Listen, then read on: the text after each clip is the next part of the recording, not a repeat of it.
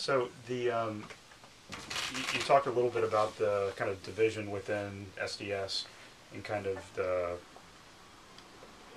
Would it be safe to say that you kind of were disillusioned at some point, or that I mean, I think what you said was that they weren't as engaged in long term kind of like structural kind of change. Would that be fair to say? Well, it's complicated because by the end of the 60s, the whole situation in this country was so repressed and lunacy in terms of what they're doing in the war and the counterintelligence program, and every illusion we had of how to act in a responsible, proper way was sort of shattered by the power of the state. They just didn't give a shit whether we were right or wrong, or they had policy to pursue. And it was just mass insanity. Well, something like that. It was a situation where people, what can I do? What can I do? I cannot do nothing. And so,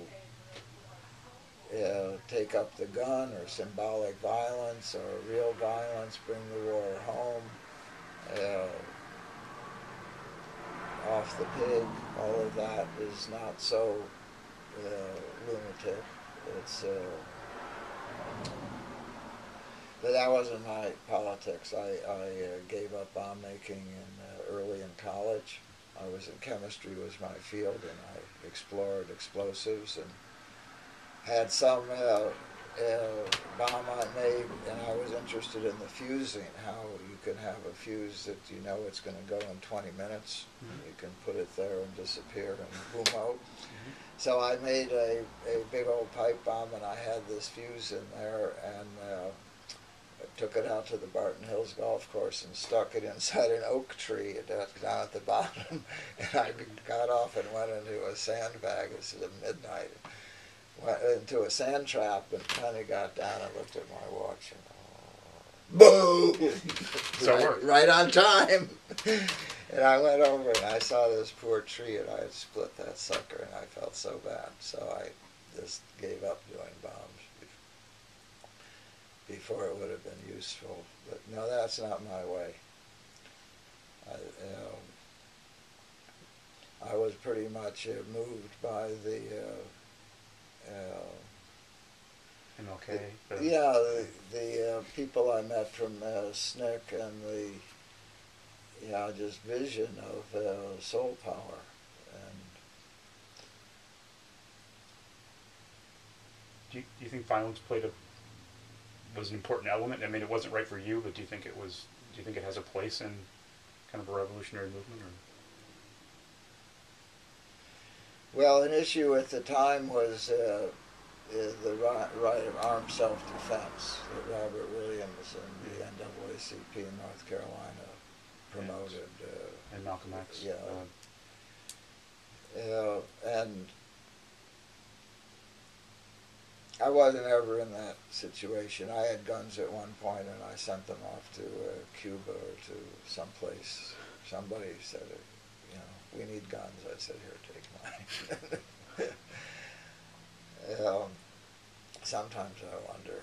But I think the movement has to be to represent an entirely different way of human relationship that is nonviolent. We need to replace the culture of war and domination and coercion and impunity with a culture of peace and nonviolence and caring and sharing and healing. We need to see a system shift, and so I think violence has no role. Well, I would not. I don't support it. That's one of the things I agree with you, actually. But I often wonder about MLK and whether he would have been as successful without Malcolm X. Presenting that other view to people, that it made his vision more acceptable. I don't know. Yeah, well, they were converging themselves, and Malcolm was not organizing insurrection or breaking windows. Mm-hmm. The Black Bloc is an imminent force. They are street theater, but also, as soon as you are, breaking somebody's window, you are into another kind of relationship.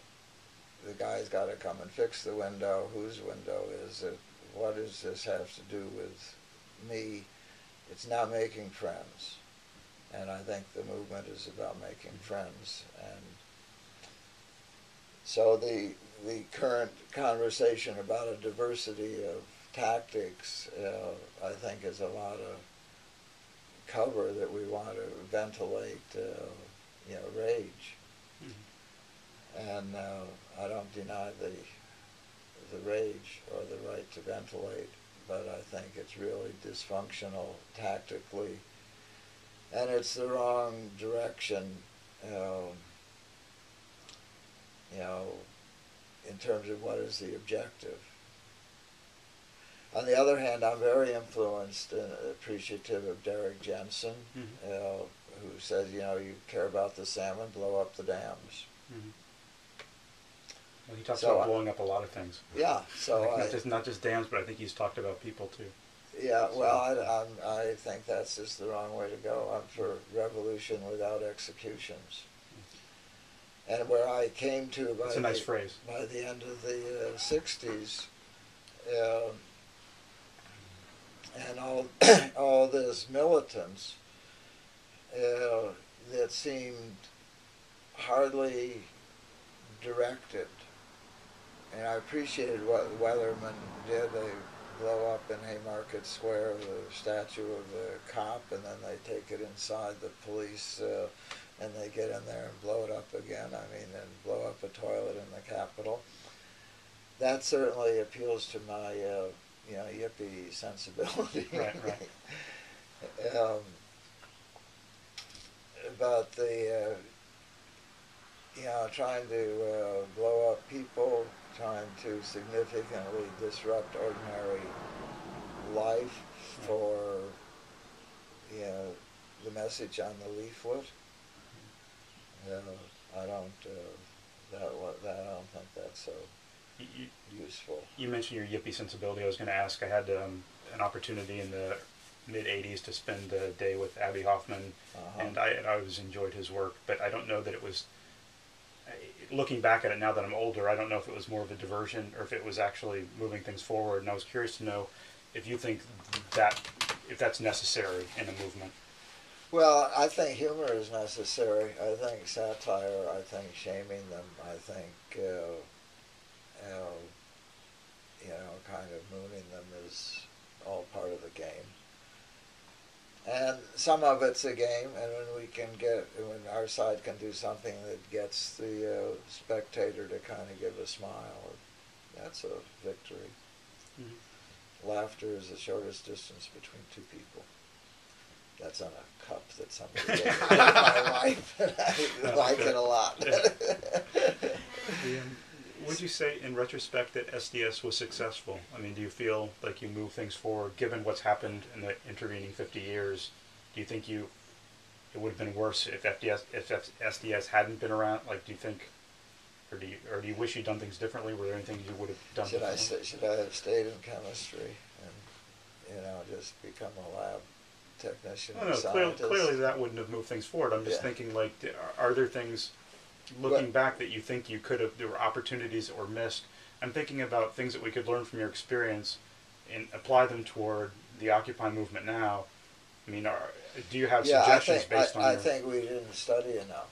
I think we didn't take our actions, and instead of congratulating ourselves that we got 40 people to the Bank of America, but that we really look at who was there, how we interacted, analyze what we did, and come up with a better plan. And what I felt so we could have done better, but I think we did pretty well. We are in the cultural memory of the world, and that's no small accomplishment, as is Occupy becoming so, whatever it becomes. And we did put into the vernacular participatory democracy. And we did model standing up to this machine. Mm-hmm. So yeah, we made some accomplishment. Anything you would have done differently? It would have happened anyhow. I mean, that I was there, that I took on a mission, and that I stuck with it through various stages of distress and getting fired and being broke and sleeping on the mail sacks and other things of that sort, and finally got a meeting together at Port Huron with a significant group of people. Got fired from what? You said you got fired. Oh, well,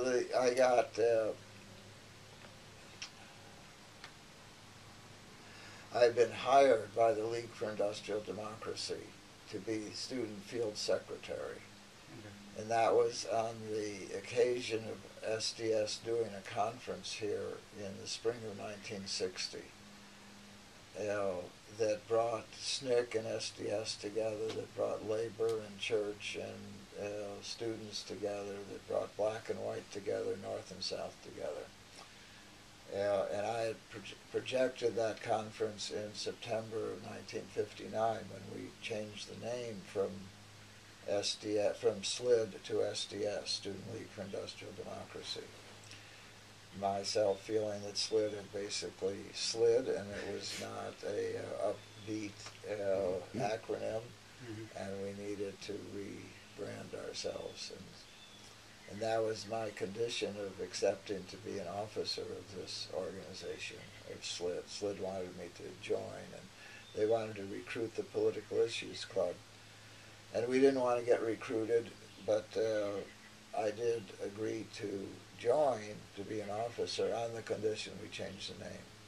And then they asked me, so what would be the program you would suggest? And so I suggested a spring conference on discrimination in the North.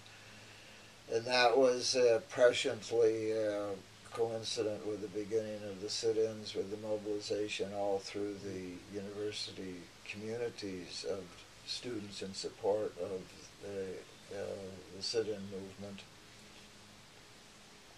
So after that conference, which was quite successful, the head of the LID, League for Industrial Democracy, and they were the titular, sponsors of SDS, and they paid the office rent.